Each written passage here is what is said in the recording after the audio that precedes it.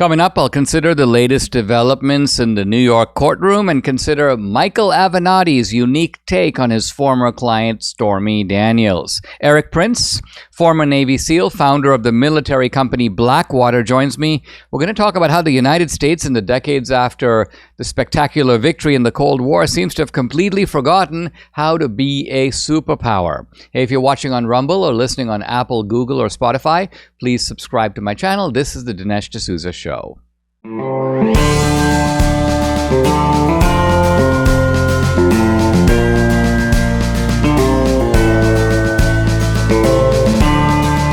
America needs this voice. The times are crazy. In a time of confusion, division, and lies, we need a brave voice of reason, understanding, and truth. This is the Dinesh D'Souza Podcast. I want to talk today about the Trump cases and a couple of updates from the other cases before I focus in on the Stormy Daniels so-called hush money case that is going on in New York with Stormy Daniels on the stand. She's currently undergoing a pretty withering cross-examination. I got a wind of some of it this morning, and I'll come to that in a moment. There's a development in the Fani Willis case. Again, piece of good news for Trump, which is that the Georgia Court of Appeals will hear a Trump appeal for Fani Willis's disqualification. Now, you might remember that the judge had ruled after this rather riveting hearing. The judge ruled, well, there was the odor of mendacity and lying, and there was the appearance of conflicts of interest, but, and this was a huge but, he said, I'm going to stop short of disqualifying Fani Willis. In fact, I'm going to give the prosecution a choice. Either Fani Willis steps down or Nathan Wade steps down, as if the stepping down of one or the other kind of puts the matter right. This is absurd. If it is true that there is impropriety, the appearance of impropriety, money changing hands, and the odor of mendacity, what does that mean? Well, that means that the two parties involved are lying through their teeth, and the judge knows it. Even if he can't specifically put his finger, he doesn't need to put his finger. All he needs to decide is they're lying. That's what he's there for. That's what a judge is supposed to make that assessment. Are these witnesses testifying truthfully? And the judge goes, no. So I think that the basis of the appeal is, let's simply start with the judge's factual conclusions. And then let's say if these conclusions are, as a matter of fact, correct. And by the way, when you have an appellate court, they generally don't revisit questions of fact. There are some exceptions, but in general they don't. They let the facts be determined at the sort of local level, meaning by the judge himself. And then they say, all right, given these facts, did the judge correctly apply the law? So the general question here is, if you have a situation where you've got a district attorney engaged in this torrid affair who has been funneling money to this lawyer by the hundreds of thousands of dollars, some of which is then paid back to benefit her or used for their joint benefit, does this constitute A, corruption, B, the appearance of corruption, and number two, were these people lying about it when they came to testify? And if the answer is, yeah, I think they were, shouldn't these guys be given the boot? Shouldn't the case be either thrown out or just returned to Georgia to say, hey, look, you can't have this prosecutor, you can't have this prosecutorial team.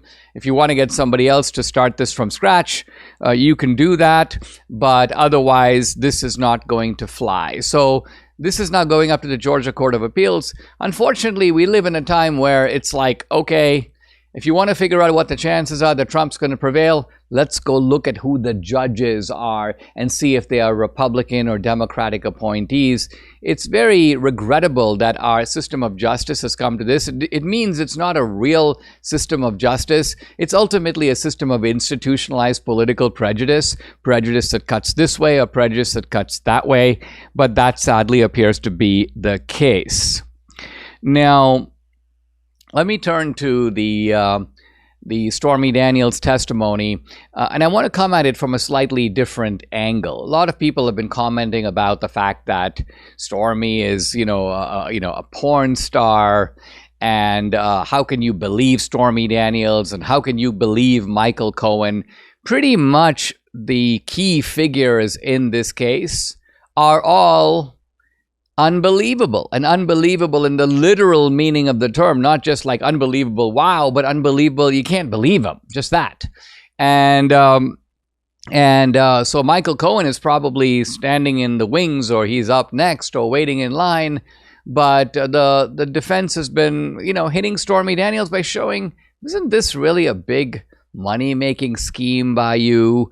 I mean, you have publicly denied this more than once, and yet you have a book, you have a kind of a semi-pornographic tour, you engaged in an obvious shakedown, you made the admission that when Trump began to run for president, you saw the financial opportunities get bigger, it's a new ball game. So all of this is being used to tarnish the Stormy Daniels credibility. Now, Debbie and I were talking about it this morning, and we were like, well, Debbie goes, it's so funny because if you turn on, say, Fox News, it's like pow, pow, pow. They're really nailing Stormy Daniels. Then you go to MSNBC. Whoa, Stormy Daniels, she may be a porn star, but she's coming across with the most, glittering credibility. And so it's like, what do you believe? And even that question of trying to sort of get it right, trying to not just go with wishful thinking and this is the way I hope it will be, but rather this is what's actually being presented to the jury. But even then, that presumes that you have a fair jury. If on the other hand, you have a bigoted or biased or we're going to get Trump DDS, Trump derangement syndrome jury, then even a kind of honest attempt to parse the value of testimony, the credibility of it, what makes sense, what's believable, doesn't really matter in the end because the jury doesn't care about it either. The jury's not looking to see who has the better case. The jury's just looking to see, are there enough of us that want to get Trump? Or are there one or two Trumpsters on the jury who go, nah, you're not going to get away with that, sorry. So this is, again, the state of our jurisprudence. Now, we've seen it in the connection with Trump, but we also see it in other connections as well. Michael Avenatti is the former attorney of Stormy Daniels. They parted ways in February of 2019. This guy from jail has issued a really interesting statement. I mean, very strange. He's talking about a producer, Sarah Gibson, and he says she requested I assist with a documentary about my former client, Stormy Daniels. And so he talks to Gibson. It's obviously on a recorded line because Avenatti's in prison. And he says, I asked her a number of questions about this documentary. I was particularly interested in knowing, is it going to be fair? Or is it a puff piece that's kind of aimed at putting Daniels in a favorable light while trashing Donald Trump? So Avenatti, of all people, is trying to find out what is the angle of this documentary. And he said, my first question to Ms. Gibson when we spoke was whether Daniels was being paid. And here's where things get interesting. He says, I asked this question because if she was being paid, it would be a clear indication to me the project lacked integrity, would be one-sided, and controlled by Daniels. Ms. Gibson told me that Daniels was being paid for the documentary, but that because she owed Trump hundreds of thousands of dollars from a judgment Trump was trying to collect from Daniels, they, meaning Daniels, Gibson, and others, had come up with a plan that would allow Daniels to be secretly paid while at the same time keeping the payments away from Trump and his attorneys. Among other things, she told me they had fictionally, quote, optioned the rights to Daniels' book and then routed the money Daniels demanded funded through a fabricated trust that had been set up in the name of Daniels' daughter, all to hide the money from Trump and avoid paying the judgment. What I find fascinating about all this is that this is really sort of insider scoop by an attorney very close to Daniels. Now, again, we have to hit the pause button and go, listen, we're dealing with all around incredible characters, right?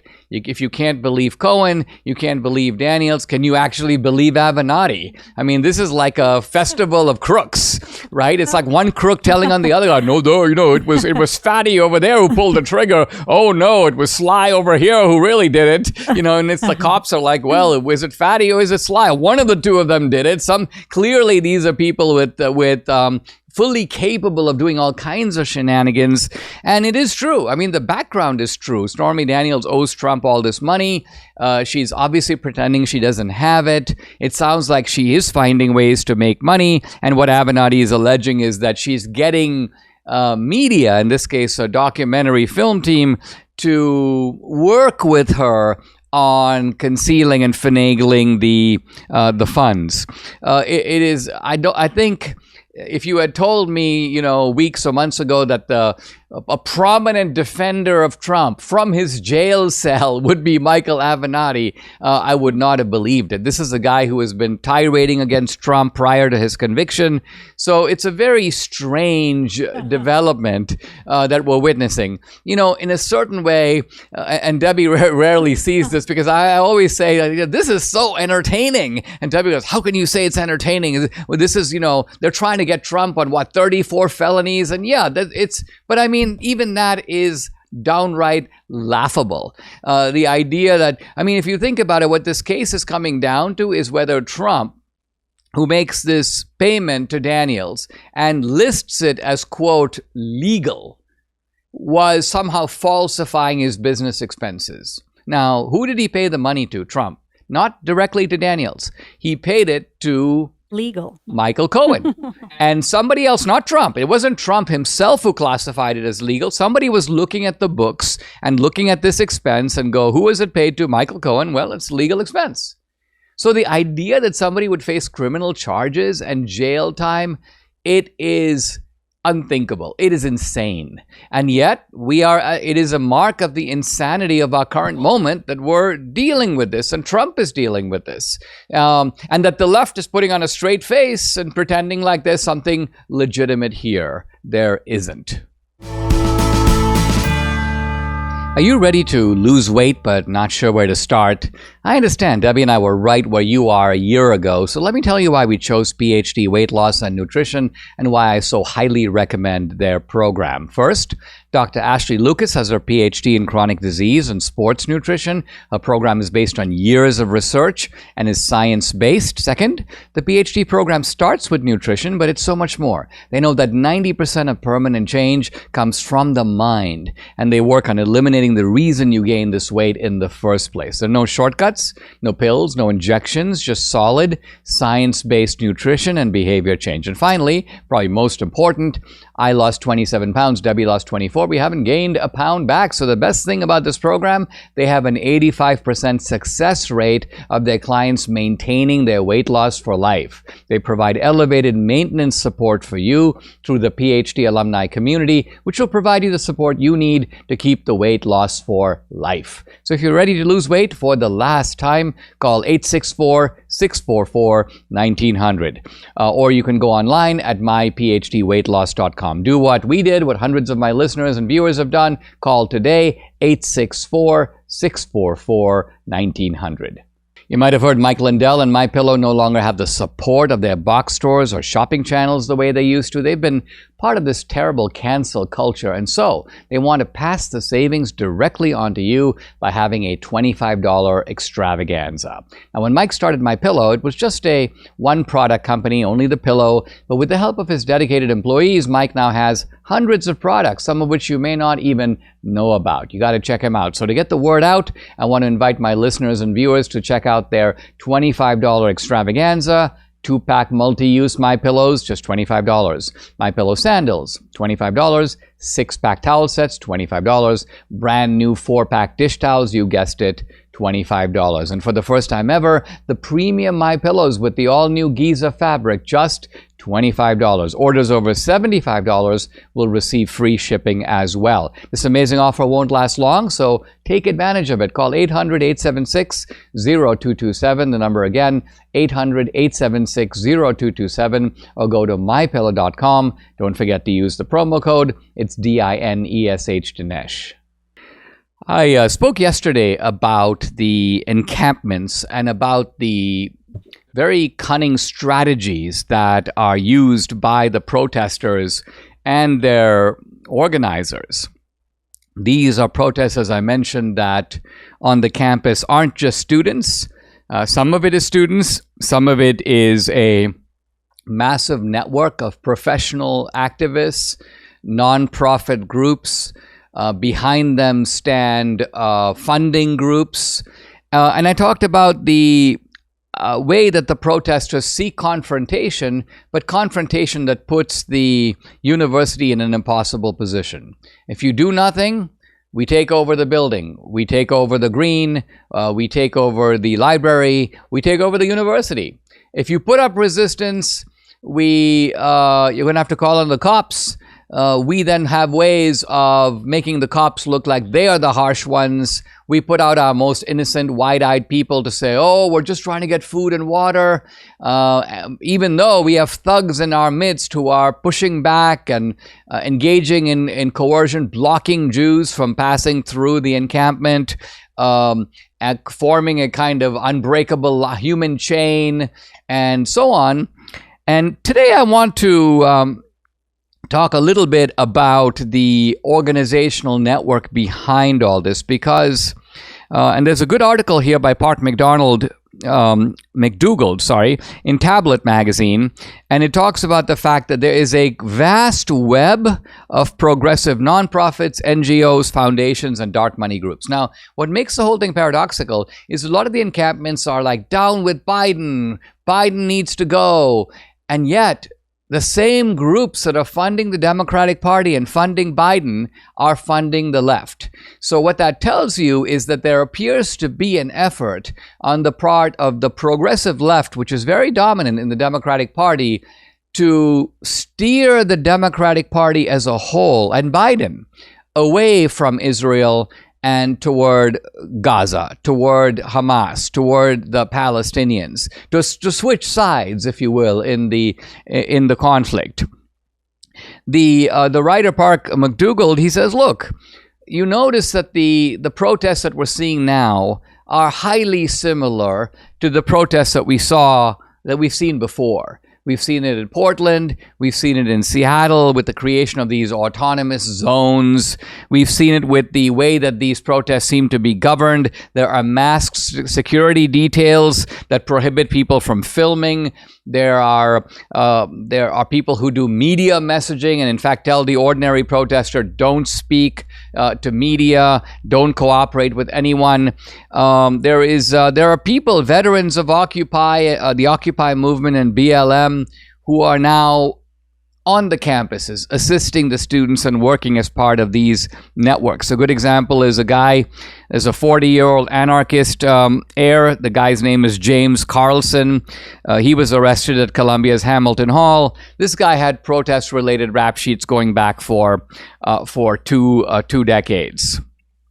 Who are the groups involved here? In the front, there are a number of these far-left Marxist and communist groups. There's the Maoist Revolutionary Communist Party. There's a group called the People's Forum, which is funded by a strange, wealthy businessman named Neville Roy Singham. But interestingly, behind these groups, you've got money. Now, we shouldn't overestimate the way in which the stuff is organized. By and large, what the groups do is they get instructions about how to operate. I had mentioned yesterday, for example, the tents and the fact that the tents are kind of all the same color. By the way, while I was doing that, Brian here in the studio, he kind of goes on Amazon and he just searches for tent. And sure enough, what comes up? The exact tent that you see in the encampments. In other words, the tent that has the kind of, it's a green tent with a grayish flap or trim, and it's selling on Amazon, first of all, for a remarkably low price. It's like $39 for the tent. Now, normally tents, I don't think, cost $39, but this one does. And so these tents are being made. So basically, the protest groups in the different campuses, they go on Amazon or a similar site, and they buy these tents, and they buy them in bulk. And so this is the network is organized, but it's loose. It's loose in the sense that each group is able to function pretty autonomously, even though there's all kinds of guidance available to them, legal advice available to them, bail money available to them, and so on. One of the premier groups in the forefront is called Students for Justice in Palestine, so SJP. And then there's a very interesting group, Jewish Voice for Peace. So these are far left Jews who actually are anti-Israel. This may seem a very strange group indeed, but there are some members of it, and these are Jews who kind of hate Israel. These are Jews who see Israel as the occupier. I don't know, I suppose some people would call them self-hating Jews, but behind these Jews are, and behind these Students for Justice in Palestine, you have the Rockefeller Brothers Fund, and you have Soros and the Open Society, and you have money from a whole bunch of different foundations. One foundation that was created by an Amazon employee. Then you have the Tides Foundation. The Tides Foundation is a very Obama-connected operation. It's one of the largest progressive dark money networks in the country. In fact, it controls upward of $1 billion in assets. The Tides Foundation, in its list of donors, you see, here we go, Soros and his son. This guy named Peter Buffett and his Novo Foundation. The founder of eBay, Pierre Omidyar. The Ford Foundation, Arabella Advisors. So this is the bankrolling of the far left. And the article makes the point that, quote, this is the first time that these donor-funded radical networks have gone to war with a Democratic president. So in other words, these are networks that generally support the Democrats.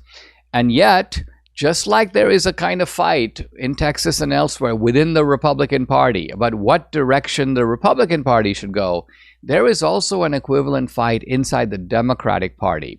It's almost like the Democratic Party has traditionally been pretty pro-Israel. The Clintons, for example, were strongly pro-Israel, and the Palestinian advocates were a kind of a fringe. They were on the far left, but they didn't have access to the mainstream of the party. But it's pretty clear now that this sort of insurgent left is trying to take over the Democratic Party and take it over from Joe Biden. In fact, I think that this is all facilitated by the fact that Obama, who's the transition between the Clinton era and the Biden era, look at Obama's politics. Was Obama pro-Israel or was Obama pro-Palestine or pro-Hamas? Answer, pro-Hamas, pro-Palestine, pro-Iran. If you look at Obama's decision-making, it was consistently, how do I weaken Israel? How do I weaken American allies? How do I strengthen American adversaries? And this has now become part of Biden's foreign policy. So all of this means, I think, that we're seeing the emergence, even within the Democratic Party, of a new Democratic Party in which, quite frankly, Israel has no place. Now, the question is, has this memo gone out to the Jews of America? Not the handful of Jews who hate Israel, but the majority of Jews who actually like Israel, who still think of the Democratic Party as being on the side of Israel, and are now recognizing that you've got not just movements within the party itself, but the party itself is beginning to move, and move ominously against one of America's strongest allies in the Middle East, if not in the world. Guys, if you'd like to support my work, I'd like to invite you to check out my Locals channel. I post a lot of exclusive content there, including content that's censored on other social media platforms.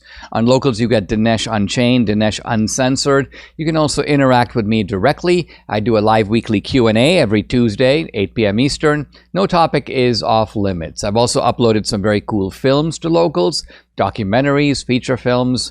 2000 Mules is up there, and also the latest film, Police State. By the way, new film coming this fall. If you're an annual subscriber, you can stream and watch this movie content for free. It's included in your subscription. So check out the channel. It's dinesh.locals.com. I'd love to have you along for this great ride. Again, it's dinesh.locals.com. Guys, I'm delighted to welcome to the podcast Erik Prince. He's the founder of the military company called Blackwater. He's a former Navy SEAL officer. And you can follow him on social media on X at Real Erik, E-R-I-K, D Prince. He also has a phone that we're going to talk about. It's called Unplugged Phone. It's a privacy-focused smartphone, and the website is unplugged.com. Erik, welcome. Thanks for joining me. I know we had you scheduled for last week, and some storms came our way, but we're delighted to have you on now. You wrote a very, a fairly detailed and very interesting article about American military strategy and preparedness. And the question I take it that you set out to answer is, hey, America is supposed to be the world's sole superpower. We were riding high at the end of the Cold War. People started talking about the end of history, the kind of American era stretching into the 21st century. And now it seems that things are very different. It seems that the superpower has sort of got its wings clipped. Things aren't going very well, really, on, as far as I can see, any front. So let's walk through the kind of big way stations or signposts of what seems to be the precipitous decline of a superpower. Thank you for having me. I would say what should have actually resulted in a peace dividend, right? The dissolution of the Soviet Union, the military-industrial complex, and the Washington crowd really conspired to unnecessarily make enemies that we didn't need to. And it's the constant default towards more government, more spending, more largesse to distribute to those politically connected has been the root of this problem. And so this article is long, because I had to detail 30 years of neocon policy failure combined with military-industrial complex, where they're always defaulting to a system that does not in any way regard accountability or efficiency or innovation in any way. It's really become the antithesis of what actually made America successful and wealthy and free in the first place. We have tilted towards everything really reflecting the Soviet Union. That was that we celebrated the collapse of, but boy, we're just going the wrong way in every step of the way.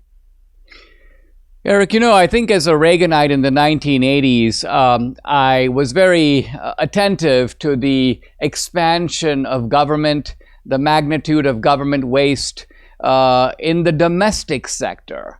I think what you're saying is that the same kind of aggrandizement, in other words, bureaucracies want to grow, defense contractors want more money, you get neocon ideologues who get in there and they want more war, and the net effect of this is to expand a defense industrial complex, even at a time when it seems that there was less need for it. Isn't that what you're saying? Yes, particularly in the 90s, and then with the global war on terror, the amount of money that was spent on defense just from the GWAT was almost $12 trillion. So if you look at what our national debt is at 34, you have a huge amount of overspend in just really a very asymmetric problem. As horrid as the 9/11 attacks were, it was not going to end the republic. But what does end the republic is a massive overspend. I think you and I very much agree on being small government conservatives. And so there's always that question of guns versus butter. And the case I'm making is we've spent way too much on butter and we're spending way too much on guns right now.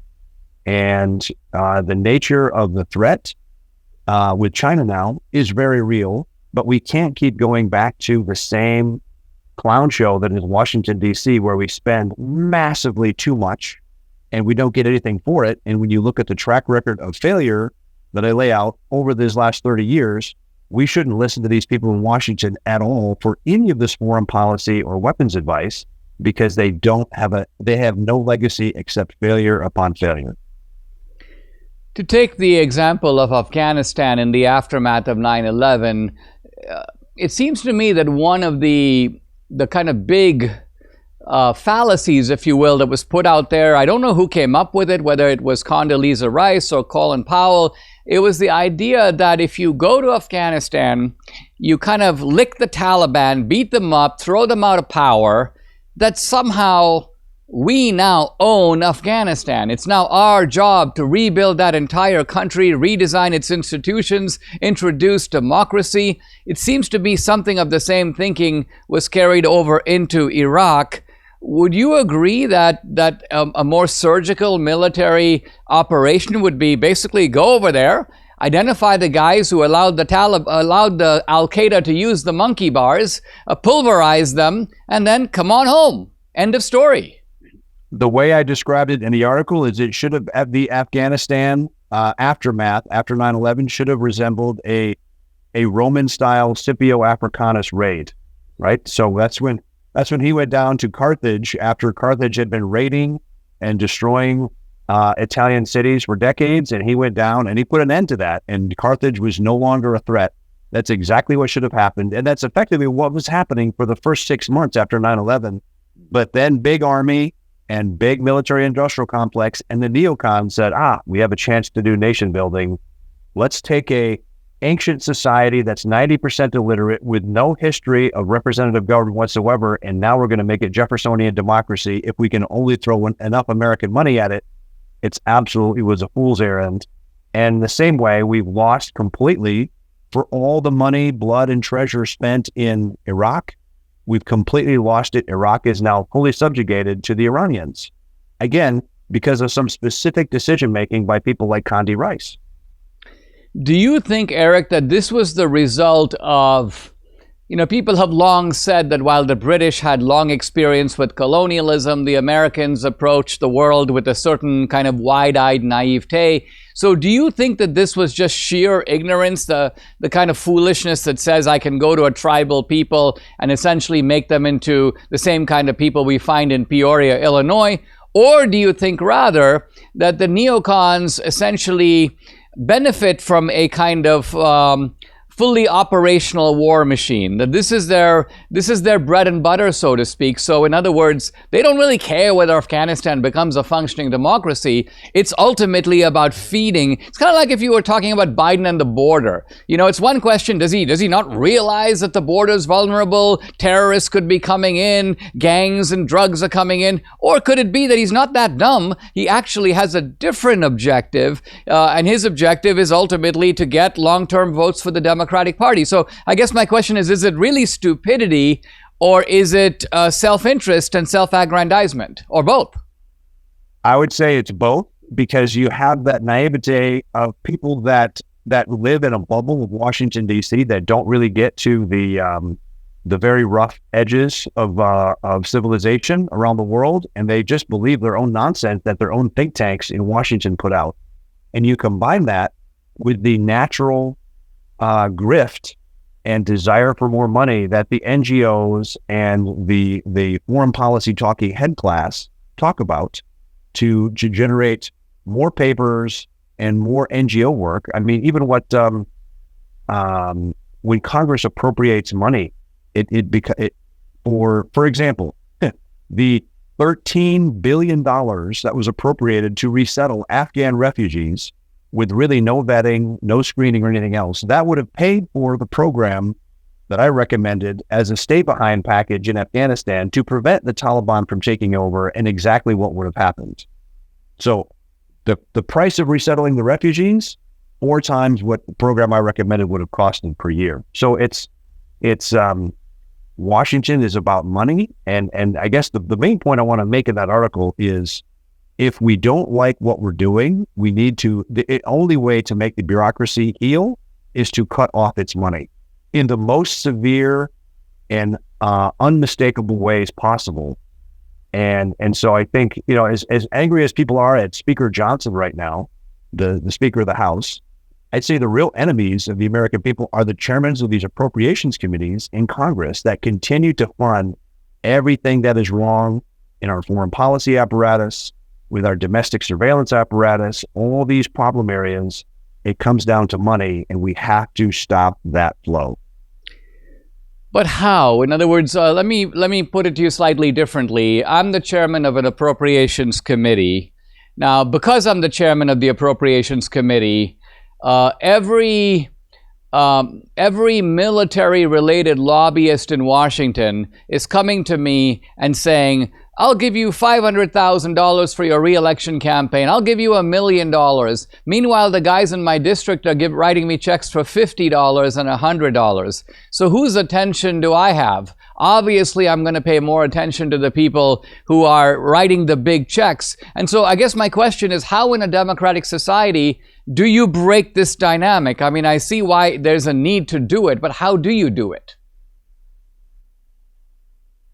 I would say that's out of my area of expertise, but they respond to, but they do respond to very negative pressure even at town hall meetings. I mean, they can look. I think it's also been proven that the Washington political class loves to wash money through its coffers with the campaign consultants and the media buys and all the rest. But 50 angry men and women that show up at a town hall meeting and demand and call them out for specific votes for nonsense, I would say most politicians are scared. They're cowards, and they don't like that kind of pressure of people getting in their face. Let's take a pause. When we come back, I want to talk to Erik Prince about FISA, about surveillance, government-run surveillance programs, and whether he might have an antidote. We'll be right back. I'm back with Erik Prince, the founder of the private military company called Blackwater. Follow him on X at Real Erik D. Prince, the website, and we're going to come to it in a minute, the unplugged.com.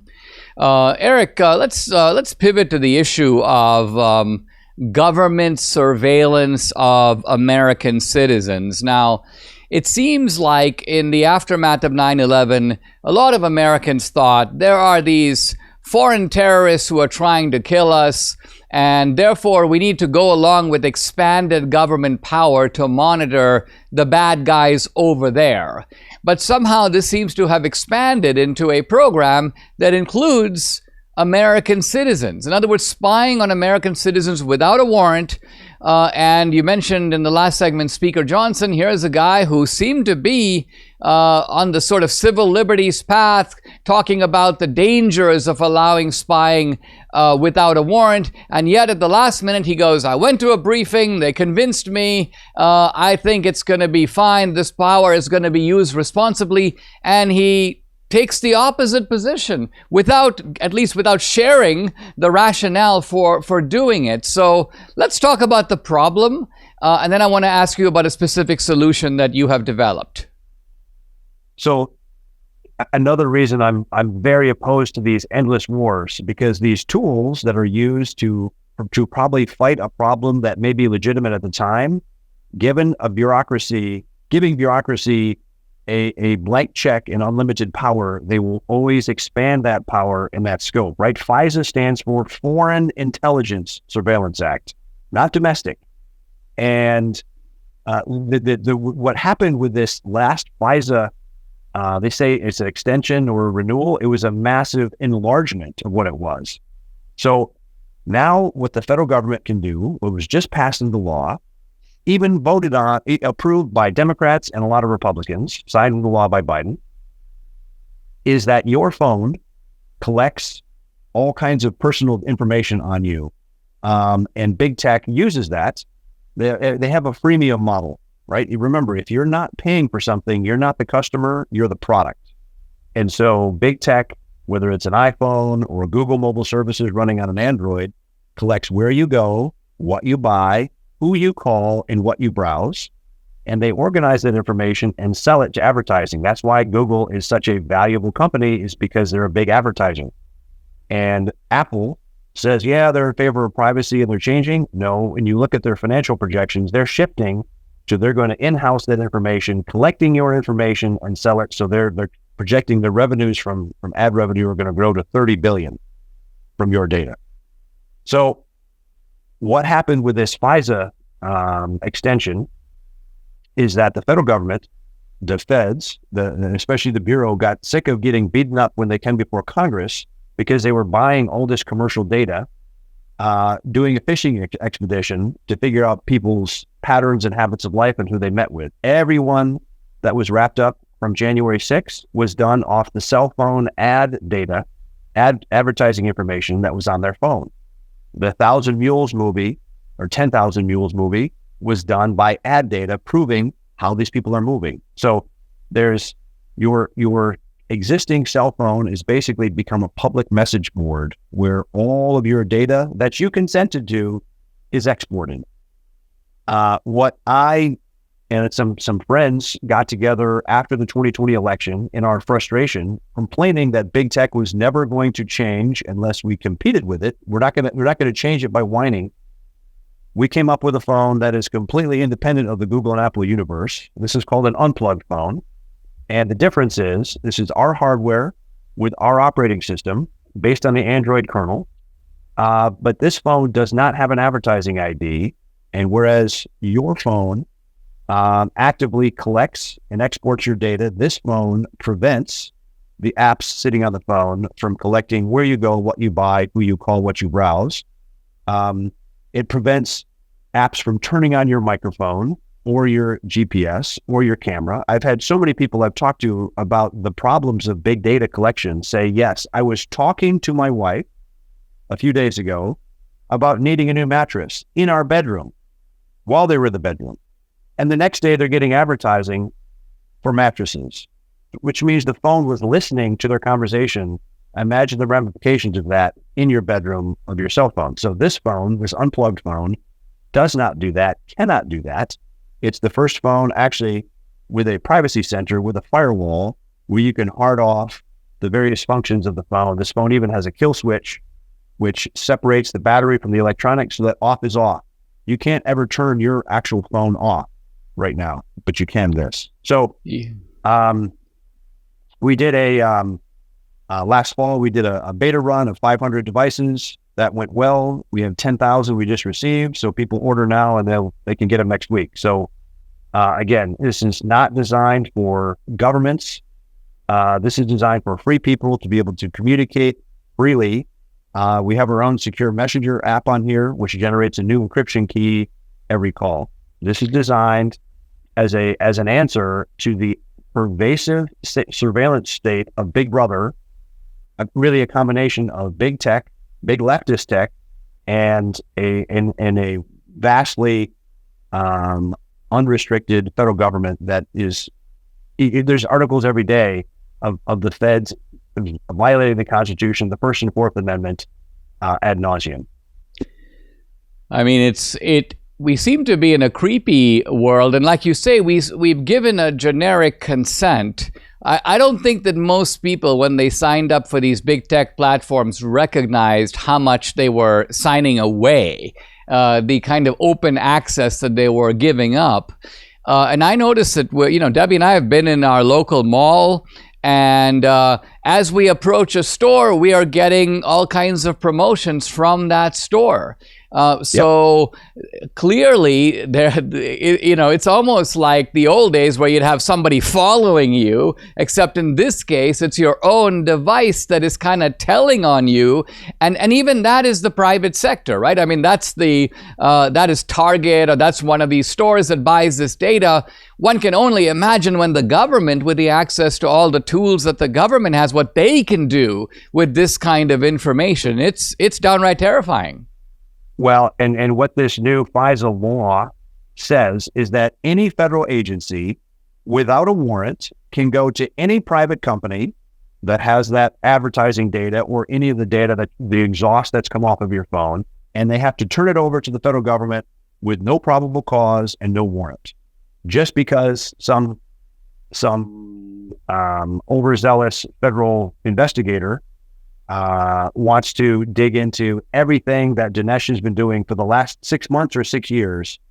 He literally has an unrestricted digital look at your life, a digital proctology exam for everything you're doing. It's the ultimate fishing expedition for anyone that they choose to do. This phone prevents that. This literally gives you data sovereignty. The sad thing is, there was a study done last fall that an average kid in America, by the time they reach the age of 13, that big tech has collected 72 million data points on them already. All their preferences, from colors to schedules to food to friends that they're interacting with, everything, 72 million. So in an era of AI and even greater pervasive Big Brother presence, people are giving away that much data, and I think they're going to regret it. This is our answer to that, to let people restore control over the data that they're giving out to the world. They can control what they want to do or not. Instead of what you consent to when you buy an iPhone or a Android running Google mobile services, is when you read through that user agreement that no one reads, they're absolutely consenting to that. Not the case with an unplugged phone.